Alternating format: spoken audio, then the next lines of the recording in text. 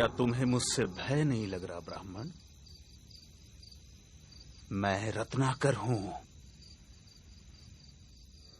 मैं नारद हूं रत्नाकर, तुम्हारा अतिथि, और मैं निर्भय हूं। क्या तुम निर्भय हो? क्या मतलब है तुम्हारा? न मुझे प्राणों का भय है, न सफलता का, न कल का, न कलंक का। और कोई भय है जो तुम जानते हो? अब तुम बताओ, क्या तुम निर्भय हो? हाँ, मैं निर्भय हूं। मुझे न प्राणों का भय है, न असफलता का, न कल का, न कलंक का। तो फिर यहां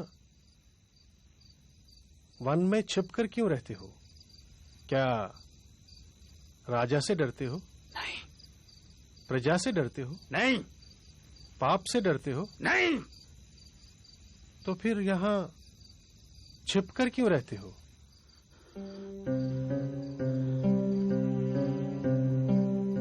उत्तर मैं देता हूं। पाप करते हो और पाप से डरते हो।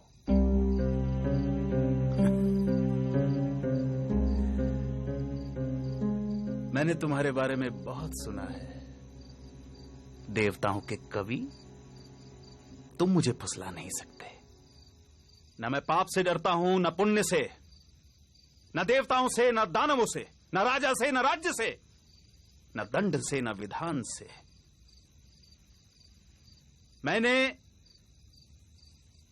राज्य के साथ द्रोह किया है, मैंने समाज के साथ द्रोह किया है, इसलिए यहां बीहड़ों में रहता हूं। यह प्रतिशोध है मेरा। क्या था वो पाप जिससे तुम डरते हो? मुझे इतना मत उकसाओ कि मैं तुम्हारी हत्या कर दूं। नारद, इतना तो मैं जान ही चुका हूं कि पाप और पुण्य की परिभाषा हमेशा ताकतवर तय करते हैं और उसे कमजोरों पर थोपते हैं। मैंने साम्राज्यों का विस्तार देखा है, हत्या से, बल से, छल से। मैंने वाणिज्य का विस्तार देखा है, कपट से, अनीति से, अधर्म से। वो पाप नहीं था। मैं सैनिक था, दुष्ट और निर्दयी सौदागरों की भी रक्षा की। वो पाप नहीं था। युद्ध में हारे हुए लोगों की स्त्रियों के साथ पशुता का व्यवहार करने वाले सैनिकों की हत्या क्या की? मैं पापी हो गया। राजा, सेना और सेनापति का अपराधी हो गया मैं। क्या वो पाप था? दूसरों का पाप अपने पाप को सही नहीं ठहरा सकता रत्नाकर। मैं पापी नहीं हूं। कौन निर्णय करेगा? वो जो इस यात्रा में तुम्हारे साथ हैं या नहीं है? क्या तुम्हारी पत्नी, तुम्हारा पुत्र इस पाप में तुम्हारे साथ हैं? हाँ, वो क्यों नहीं साथ होंगे? मैं जो ये सब करता हूं उनके सुख के लिए तो करता हूं। तो जो तुम्हारे साथ हैं उन्हीं को निर्णायक बनाते हैं। जाओ, अपनी पत्नी से, अपने पुत्र से, अपने पिता से, अपने निकट संबंधियों से पूछ कर आओ, जो तुम कर रहे हो क्या वो पाप नहीं है? और क्या वो सब इस पाप में तुम्हारे साथ हैं? इस पाप के भागीदार हैं? सरदार, ये ब्राह्मण बहुत बोलता है, इसे मार दे।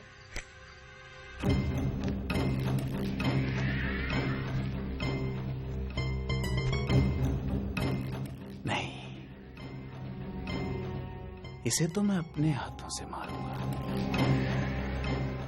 परंतु पहले इसके प्रश्नों के उत्तर तो दे दूं।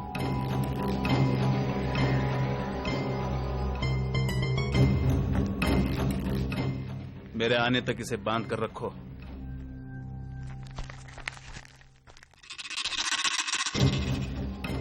कड़ी नजर रखना इस पर।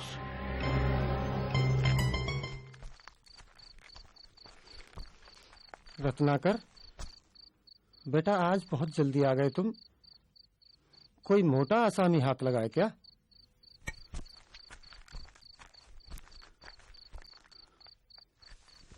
क्या बात है स्वामी, आज आप प्रसन्न दिखाई नहीं दे रहे? मैं जो कर रहा हूं, क्या वो पाप है? ये तू कैसी बहकी बहकी बातें कर रहा है आज? तूने ज्यादा पी ली है क्या? क्या तुम मेरे पाप में भागीदार हो? ये तू क्या पूछ रहा है?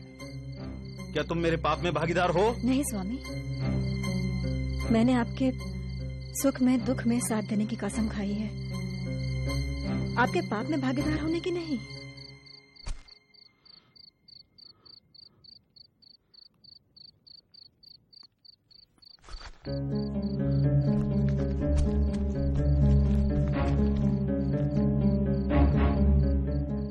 पिता, आप? बेटा, ये तो तेरी कमाई है, इसे मैं कैसे बांट सकता हूँ?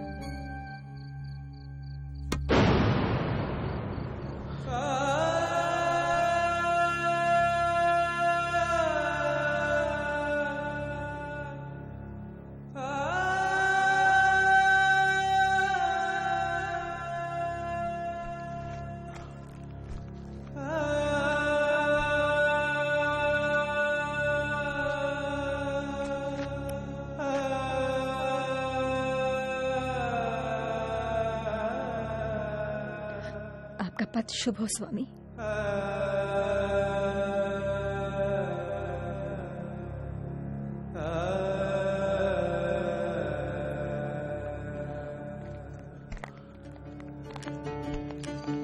अपि चेत् सुदुराचारो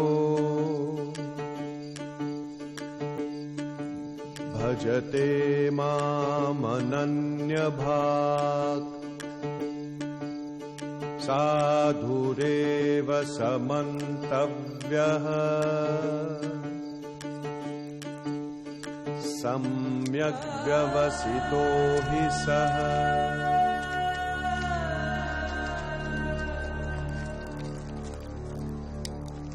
तुम्हारे साथी मुझे अकेला छोड़ जा चुके हैं रत्नाकर।